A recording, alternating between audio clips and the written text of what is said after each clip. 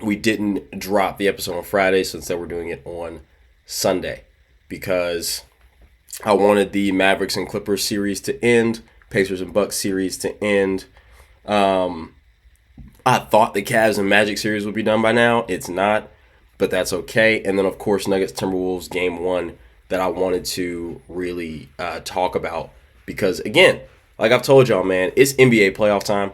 This is my favorite time of the year. Outside of course, the NFL playoffs is great as well, but NBA playoffs, man, is just electric, and it's been one hell of a playoffs for the NBA. Before I get into the NBA playoffs, man, I gotta tell y'all a little gambling story. All right, so just getting to know me a little bit. Couple things, if you want to call them vices, guilty pleasures, etc., etc. They're all not guilty pleasures, right? I grew up playing basketball, but I like to golf now.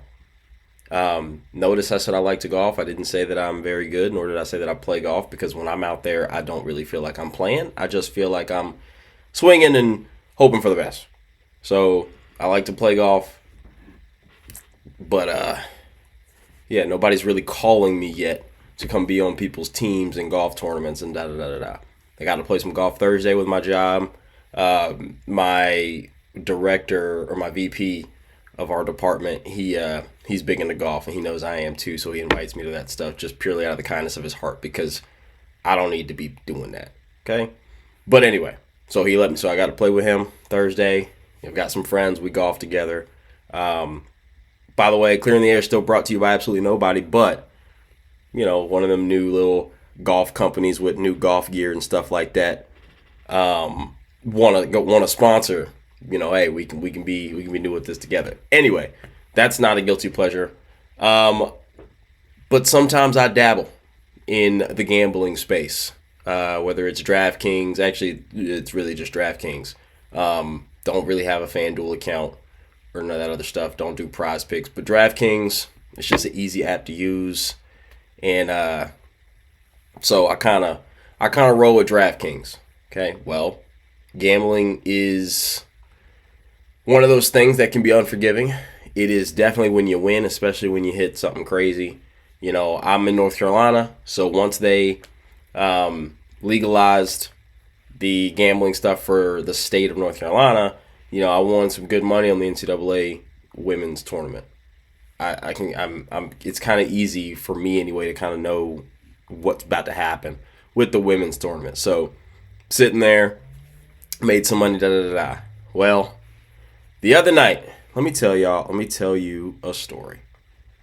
So I'm sitting there and I'm like, remember I was on vacation in Florida. You can't gamble in Florida, and I was kind of like cut off from the world just doing the vacation thing in Florida. So I didn't really know a lot about what was going on. I was kind of just keeping up with stats and stuff like that on my ESPN app, but I wasn't really like locked in. So everything I'm doing just purely off of like what I'm hearing and yada yada yada. So I come back. Okay, we come back. What day was this? So I got back last week. I said, you know what? I haven't made a bet in a while. Tuesday night. I said, I'm going to go ahead and make me a little bet. Here's the thing about gambling, man. When you have a parlay, 3, 4, 5 leg, whatever it is. Usually, if your first leg, so what legs are, for those of you who don't know, are basically you're betting, if it's a parlay, you're betting on a select set of events to happen. A 5-leg parlay means you're betting on 5 different events to all happen, and that's how you win the bet, right? You might bet on this team to win over here, this team to win over there, this person to score 5 points, this person to score less than 25 points, and this person to get 4 rebounds, whatever that is, right? And if any one of those things doesn't happen, your whole bet loses. Each individual things are called legs. Usually when you gamble, at least this is how I've seen it for me and people close to me. If you lose your first leg, if the very first leg of your parlay dies, you lose the bet, obviously. But typically, the next 4 things, let's say it's a 5 leg, everything else hits.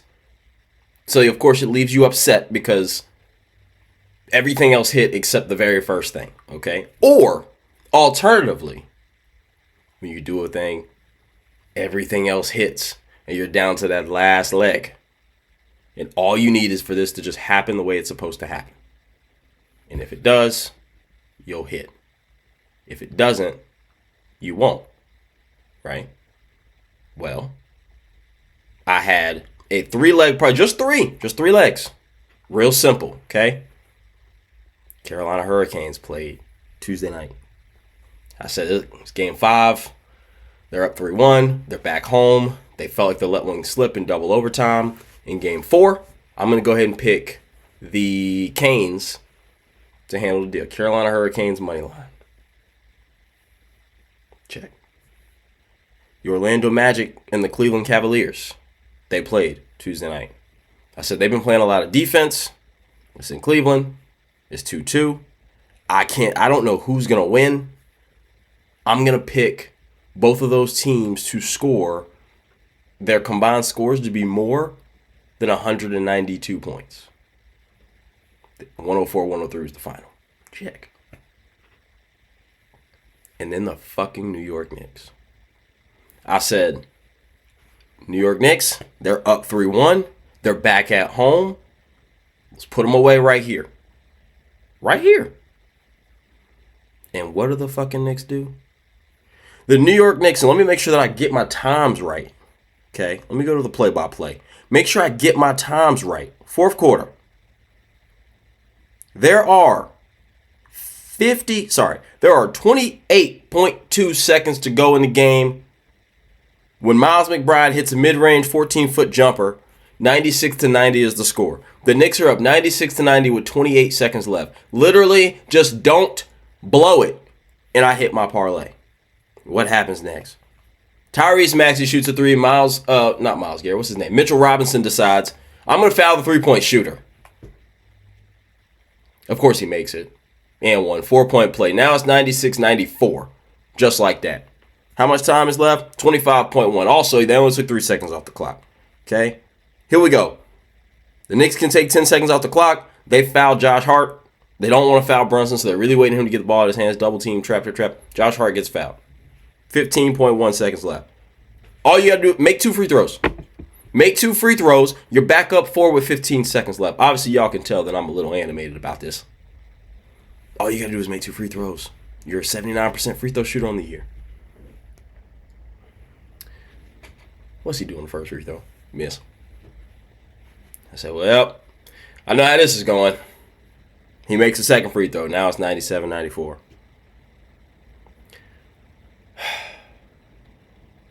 They run a screen basically from right across half court.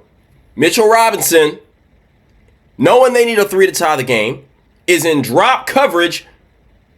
And I know typically you would play that. If they set a screen that high up, you wouldn't try to guard him at the logo. But you know that he can't beat you if he runs past you. So you should run up on him, make him go past you. He'll probably hit a step back, but that's fine. You sit on the step back because you know a 3 is what they want. Embiid's been struggling. He had a triple-double, but he didn't have his 30 and 15, right? But no, you play drop coverage, he pulls up, splat.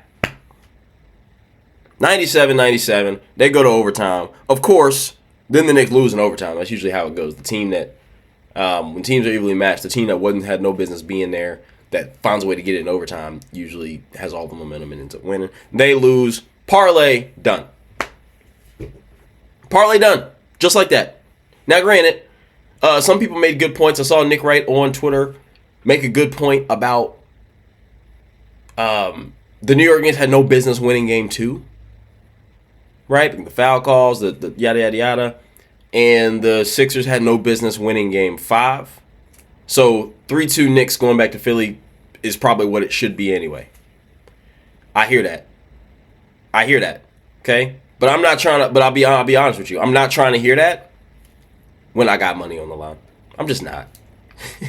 So you would think that Kevin would learn his lesson.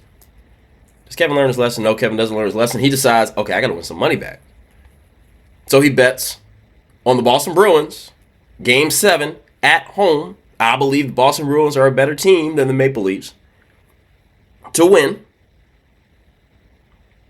And the second part of the parlay was both teams' combined goals are under 5. Or maybe it was 5.5, whatever the line was. I said, all right. I think Boston's a better team. I think Boston's at home. This is hockey, by the way.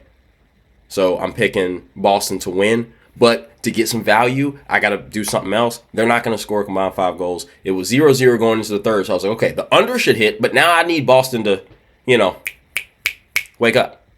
I did fall asleep, but I woke up. Boston won 2-1. Got me some money back. Long story short, y'all. And I know what I've told you about 2 bets, so it looks like I'm 50%. I'm not.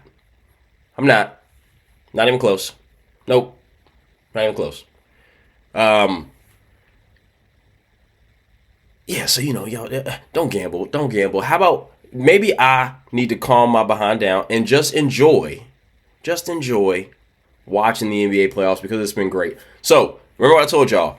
The Bucks, we're getting up out of here. Remember, I think I picked the Bucks because I just, I didn't know Giannis wasn't going to play at all. I figured maybe he'd play a little bit. Reports have come out that he never really was even close to coming back. But Pacers won in 6. To be expected once they got up 3-1 and, there was no Dame, no Giannis, all this stuff, it was okay. They're probably going to win this. They're a little more healthy, even though they're not the healthiest, but they're a little more healthy. If you're the Bucks, of course, what's going to happen is now you've got this built-in deniability and built-in excuse. Well, we didn't have Giannis. We didn't have Dame for 2 games. Fire a coach and blah, blah, blah. So let's give it another year. I'm going to go ahead and tell you right now. I'm telling you right now, the Milwaukee Bucks are not winning a championship with Doc Rivers as their coach. They're not. Just clip it if you want to. They're not. Okay? That's number 1. Okay? Number 2, everybody's getting older. This is what I was talking to you guys before. You start talking about wasting years. This is a wasted year. Giannis, I don't know how many years he's got left in Milwaukee. I don't know how many years Dame has left in the league. Brook Lopez, Chris Middleton. This is a wasted year. You wasted one. Said it about Phoenix as well. You wasted one. When your star finally says, I want out, and you look at all the years or you should have done something and you didn't, you wasted one. This is one of them. Dallas and Clippers. Hey, Clippers, guess what? You wasted one. Matter of fact, you wasted 2. Matter of fact, you've wasted 3. You've wasted these years. You want to know why you wasted these years? Because you put your stock in Kawhi Leonard, who's notoriously not healthy when you need him the most. He's just not. It's the same thing with Joel Embiid. He's always on the floor. I told you about this with Philly. Can you really win a championship with Joel Embiid? It's the same thing. And every year that you put stock in Kawhi Leonard being your cap, I get it. When he's playing, playoff Kawhi is one of the best players in NBA history. The problem is he ain't ever playing. And the only team that really got the benefits of that playoff Kawhi is the Raptors. Paul George, I know you love LA, big dog, but I don't know what you love if you love LA or you want to win. I know you got your podcast, so it may be about more than that when it comes to what your future holds. But I don't know, dog. I did tell y'all the Mavs were gonna get them boys up out of here. Shout out to Luka. Shout out to Kyrie, man. Kyrie is something special. Kyrie is something special. Shout out to him. Mavericks. They're done. I don't think the Clippers are getting any better. You got James Harden decisions to make. Russ signed a shorter 1-year deal. He played well off the bench. We'll see what happens. I know Paul George loves him and wants to keep him. We'll see how that goes. Like we said, we got Cavaliers Magic. It's Game 7. That's today. I'm recording this on a Sunday. Cavs Mavericks play at 1 o'clock. I think I keep saying Cavs Mavericks. Cavs Magic play at 1 o'clock. I think I like Magic, man. I think I like the Magic. I think I do. They probably should have beat them Game 5. I think I like the Magic. Got to get Donovan Mitchell some help. But I know that's not what nobody cares about, man. On this Sunday, after what we saw, Game 1, of what I consider the best two teams in the West, the Denver Nuggets and the Minnesota Timberwolves. Minnesota comes out hot, 18-4. Yeah, we're on there. Yeah, they came out on their ass, 18-4. Denver goes to the bench a little bit. Reggie Jackson sparks it. Next thing you know, Denver's up 25-23 at the end of the first quarter. 21-3 run after getting down 18-4. I said, oh. And it was just a heavyweight fight. Power punches, left, right, all game long. Anthony Edwards, man. I don't know. Anthony Edwards, man. 43 points, 7 rebounds, 3 assists. Karl-Anthony Towns foul trouble. He had 20. Mike Conley made some big shots and like timely buckets, 14 points, and he had 10 assists. Naz Reid, 6th man of the year, 16 points. And he had 14 of them in the second half. Naz Reid played well. When Cat getting in foul trouble and Naz being able to come in and be instant offense off the bench. I didn't watch a ton of Minnesota, so I'm not sure if like that's his role is offense or if it's defense. But he got 6th man of the year, so he clearly like there's something offensively there with Naz Reid. I just wasn't I wasn't sure. But anyway, and then you got Denver on the other end, and Jamal Murray didn't play particularly well. 17 points, 4 assists. Michael Porter Jr. 20 points. He's basically just doing the same thing every game. 20 to 21 points, and Jokic 32, 9 and 8. Aaron Gordon 9 points. Aaron Gordon becomes a non-factor when you got big men who are just as big as him. Like, he can't bully a smaller power forward, and he can't go by. Like, he's not, but so much more athletic than Cat. And the matchups, which is what I kind of expected. So the matchups are they're putting Mike Conley on Kentavious Caldwell-Pope. They're putting Ant on Murray to put some size and athleticism on Murray so he can't get off. You've got Gobert on, I want to say Aaron Gordon so he can roam. You've got McDaniels on Porter Jr. and you've got Cat on Jokic. Or something along those lines. Long story short, really it's the keys are Ant is on Jamal so that, like I said, you've got athleticism and you've got somebody to make sure Jamal didn't get off. And then you got Gobert's able to roam so he can still protect the rim and whatnot. Those little Jokic is right in that tweener in the paint, but instead of shooting it, when you think he's going to shoot it, he's actually throwing a lob. That's not going to work with Gobert. He's too long. He's too smart. He's got too quick of hands. That's not going to work. You can't do that. You're going to have to shoot those. You're going to have to score 40. 32, 8, and 9 probably should be 40 and like 6 assists and 12, 13 rebounds. That's what you're going to need to do. Because Aaron Gordon's going to be a non-factor in this series. Michael Porter Jr.'s shot-making ability is huge, but it's going to have to be Jokic. He's going to have to send it to Gobert because that's the best defensive team defense in the league. They got the 6th man of the year. They got the future face of the league. And they got what most people will deem the defensive player of the year. All on the same team. So, yeah. That's going to be a great series, man. That was just game 1. Timberwolves did pull that out, 106-99, by the way. Monday, you got Pacers-Knicks, game 1. And then you got Nuggets-T-Wolves, game 2. That'll be much, much later. But, yeah, that's the NBA, man. That's the NBA. Boston is going to get the winner of Cavs Magic. They're beating each other up. They're playing hard. They're playing tough. It's grinding. It's grueling. And they got to go see Boston. No Kristaps, and that means something. But I honestly feel like that's going to be another pretty easy get them boys up out of here series for Boston. Honestly, especially if they play the Cavs. I think if they play Orlando is big, but their big guys. Sorry, I keep sniffling in the mic. Their big guys, Paolo, Wagner, Franz Wagner, are like big guys who put the ball on the floor. So they're almost like power forward, small forward hybrids, while Cleveland's big guys are just literally just trees. Jared Allen and Evan Mobley, they're not. So you might be able to play one of them off the court if you're Boston. So we'll see. We'll see.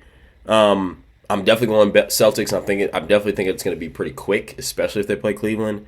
And then you got Dallas and Oklahoma City, which is next. And oh man, the West is so good. I really don't care about the East until the Eastern Conference Finals, and it should be Boston and New York. But the West, I cared about Suns Wolves. I cared about Nuggets Lakers. I cared about Clippers Mavs. Now I care about Mavs Thunder, and I care about T Wolves Nuggets, and I'm going to care about. Doesn't matter what the combination is. If it's Mavs T Wolves, Mavs Nuggets, Thunder T Wolves, Thunder Nuggets, it doesn't matter what that combination is. I'm going to care. The West is so deep, and I think somebody wrote a stat that the superstars, Shai, young, Luka, young, Kyrie is not a superstar. He's number 2. Jokic is I think the oldest one, 28, 29, something like that. Ant, young. The West, they're all young. Tatum and Brown are young, right? But they're not 23, 24 young anymore. Jalen Brunson's not 23, 24 young. Halliburton's young. Pacers. And then the Orlando Magic team is young.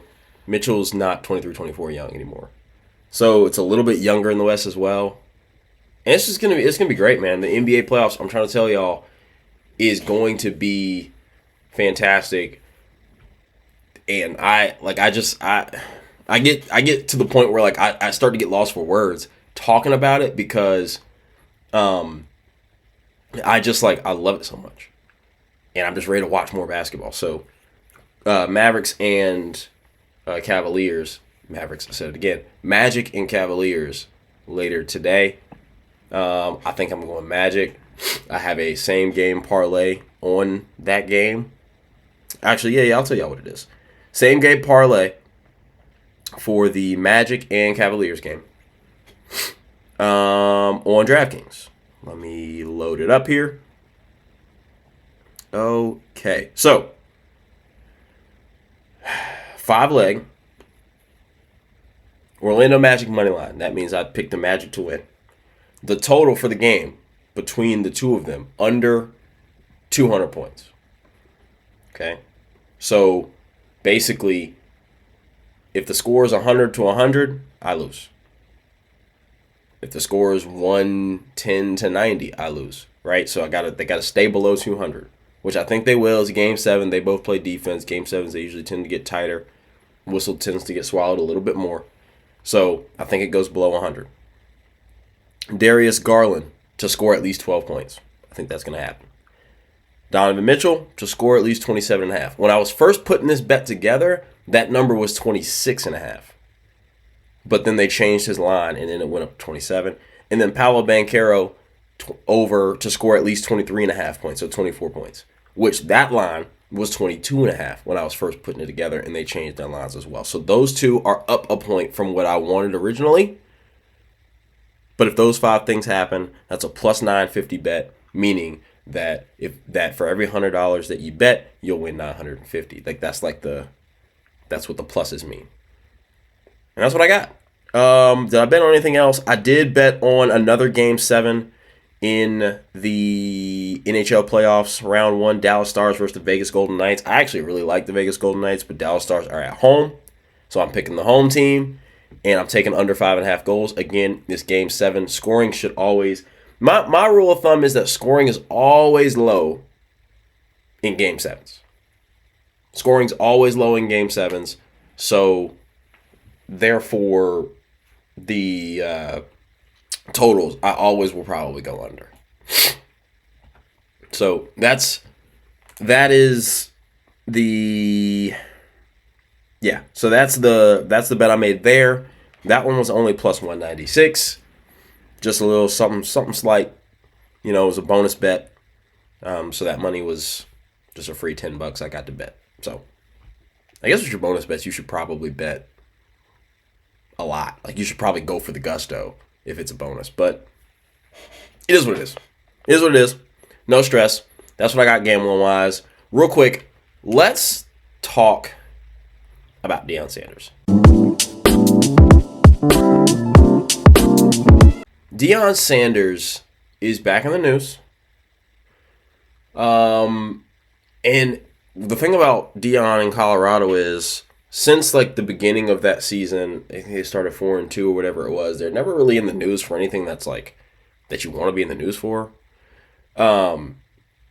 And so now there's Twitter beef. We are in a weird, and I say weird in a good way, weird, really great time in hip hop. Well, we got beef. Kendrick Lamar and Drake are going back and forth.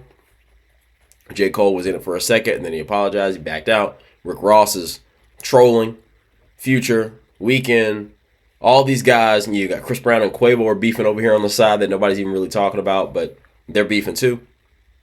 But, so the reason I'm really like iffy when it comes to talking about this because I don't even know how much I should talk about it. I also feel like a lot of times when I talk to people about Deion Sanders, it ends up like coming off as hate when really I'm just being honest. But basically, but you know what? Let's just go for it. I'll let you guys determine your thoughts on the matter.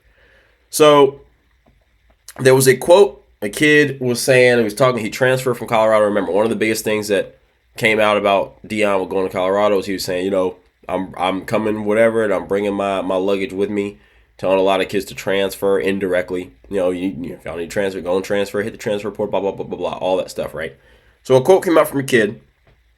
His name is Xavier Smith. He used to play for Colorado. He said, I was actually getting mad, like tears coming to my eyes, because, bro, you never even tried to get to know me.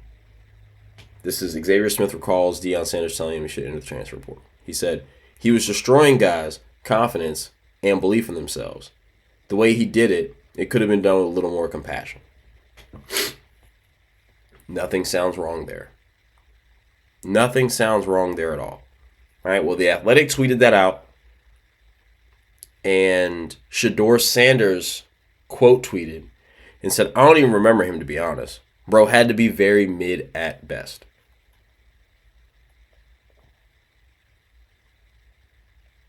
Okay. Now, later on, Coach Prime, Deion Sanders, tweeted. He said, folks don't hate you because they really don't know you. They admire you in a negative way. They realize they can't be you, think like you, talk like you, or walk in your shoes. That bothers them. Always smile when you see them because that makes them admire you so much more in that negative way. Something a little motivational, right? Dude comments below the tweet and says, tell your son to stop acting like he's the coldest out there and then put up a 4-8 season. Into which Deion Sanders quoted and replied, he will be a top 5 pick. Where's your son going? LOL, I got time today. Also, going back to Xavier Smith, somebody actually quote tweeted and put up his stats and said, man, go take a seat. Showed 8 solo tackles and 4 pass deflections, to which Prime quote tweeted and said, Lord Jesus. I thought that we were better than this. I thought that what the head coach is supposed to be better than this. If you want, what I'm seeing is Deion Sanders not acting like the head coach of a Power 5 program. And I don't even know if you can call it Power 5 anymore because of what's up with Pac-12, blah, blah, blah.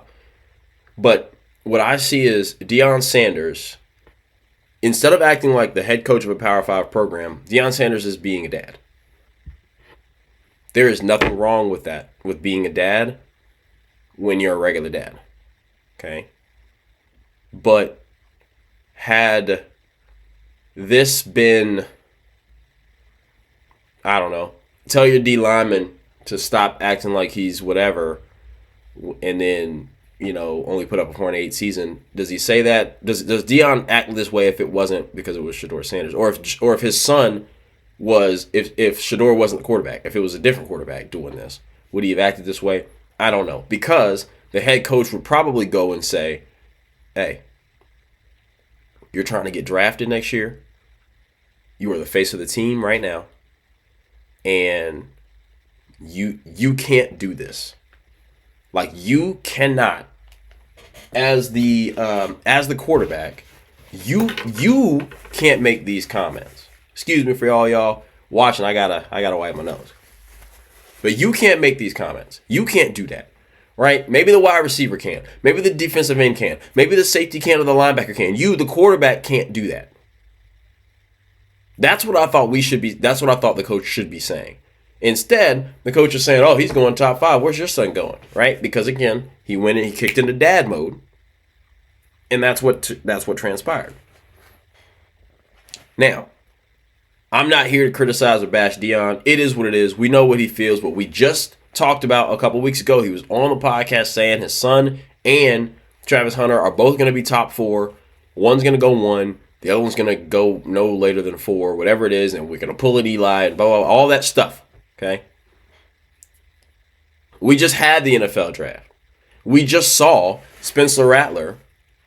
Ian Rappaport reported that a lot of why Spencer Rattler fell as far as he did was from a document from 2016. Was it 2016? Of QB1. Let me make sure that's right. 2016. QB1 documentary came out.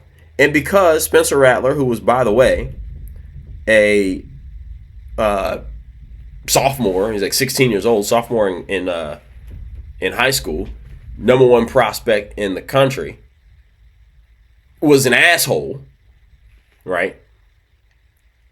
From 7-8 years ago is why he fell. 7-8 years ago. We can go back a little bit. Laramie Tunsil was projected. He's left tackle. He plays for Houston now, but he got drafted by Miami. He was supposed to go number 1, at least top 4. But a video surfaced on draft night of him with a gas mask on, smoking weed, whatever that was. He fell to 13. The difference between 1 and 13 when it comes to money is whatever. You go look that up. Let's take it a step further. La'el Collins, right tackle, went to LSU. He was supposed to be a first-round pick. But his name was in the news. He was a suspect or potential suspect in a police investigation. He cooperated fully. He went from potential first-round pick. He went undrafted. Dallas signed him as an undrafted free agent. Now again, go look up the difference that money makes for La'el Collins because he didn't get drafted in the first round, and instead he had to be an undrafted free agent. Has he made plenty of money? I'm sure he has. But those first years, an undrafted free agent, tell me the difference than if he would have been a first-round pick. I'll let you go look that up. And if these things, Spencer Rattler, I'm not holding him responsible for what he did or how he acted as a 16-year-old. I'm not. Laramie Tunsil, I don't know when the video came out, but I'm not holding him now responsible for that in the past. La'el Collins did everything he was supposed to do. Just because his name came up, he didn't get drafted. Do you think that NFL teams are not going to look at the way your son is acting on social media, look at you coming out here talking about someone's pulling Eli, how the way this prospect's father is acting, you're giving LeVar Ball vibes here. Because we're trying to do this Deion's way. My son's career is going to go the way Deion wants it to go. You're giving us heavy LeVar Ball here. Okay? Do you think teams aren't going to look at that and say, do I really want him with my first pick in the draft? Or my 5th pick in the draft? This quarterback? And maybe somebody will. But he's not Caleb Williams. He's not someone who everybody knew. It doesn't really matter whether he paints his nails, if he's crying in the stands after a loss. It doesn't matter. Caleb's going number one. The talent is way too undeniable. That ain't Shedeur Sanders. He's not Andrew Luck. He's not Trevor Lawrence. These undeniable, it's number one, and we knew it the very first time we saw. No. That's not him. That's not him. Okay? Hey, Shedeur, take it from me. It ain't worth it. Barking back on social media is not worth it. It ain't. Okay? That tweet, I get it. You thought he was taking a shot at your pops, and you wanted to stand up for him. That's commendable. I respect it. It ain't worth it. What did you gain from that? Deion, I don't know how old you are, brother, but it ain't worth it. What did you gain from that? All you've now done is put the spotlight on you, because you for damn sure better not go 4-8 again. You better not. Go 4-8 again, and you're going to have a lot, because again, what did you gain? You gained the spotlight that you've been asking for, that you thrived in last year. You were on all the shows. You know what I'm saying? You had College Game Day, all this stuff. Colorado, Boulder. So you asked for it. So you already got it. Now you put a second one, because now you've put the pressure on yourself and you better not come out here and go 4-8, and you better not have a subpar season, Shedeur Sanders, because that's what you've gained from this. The pressure of, I better show out. And you might, and I hope you do, because I think that you're talented, and I think Deion can coach his ass off. All I'm saying was it worth it? Was it worth clapping back with somebody who inconsequentially doesn't matter? Who is this? Who is that to you? Does he matter? Do you know him or her or whoever that was? I'm sure you don't. It don't matter. So why? Why? Just go about your business, handle your business your way, and then get your son drafted. But now you said he's going to go top 5. If he doesn't, you're going to hear about it. Now, and now you said it twice, actually. And now, if your team comes out and doesn't show out, y'all going to hear about it. And if Shedeur has a down season, he's going to hear about it. I'm just asking if it's worth it, man. I'm just asking if it's worth it.